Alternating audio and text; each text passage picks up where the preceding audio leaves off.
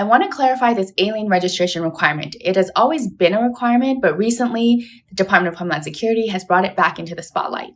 The people who are going to be affected by this law mostly are going to be people who are here undocumented. So this is people who have come into the US. There's essentially no trace of them because they've never applied for any type of immigration benefit. They've never been put into removal proceedings. They've never gotten their fingerprints taken. They were never inspected by a Customs and Border officer.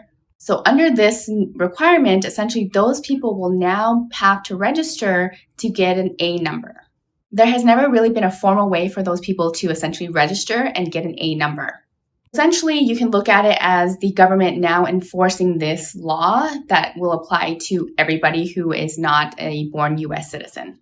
Now USCIS is creating a process for those people to register. This is directly from the USCIS website. It says who has already registered, and then below is a bulleted list of who will have already been registered.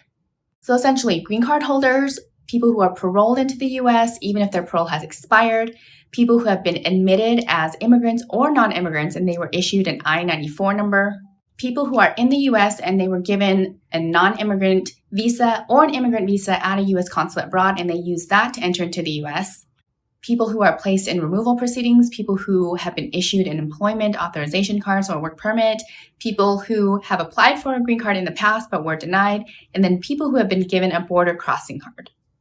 People in those categories that I just listed have already been registered. For children who are under 14 years old, if they have never been registered, then it's going to be the responsibility of the parent or legal guardian to register them if they plan to remain in the U.S. or have remained in the U.S. for more than 30 days. For everyone else, there is going to be a formal registration requirement. Now, it hasn't been rolled out yet, but I will keep my eye out on it and post any updates, so make sure you like and follow.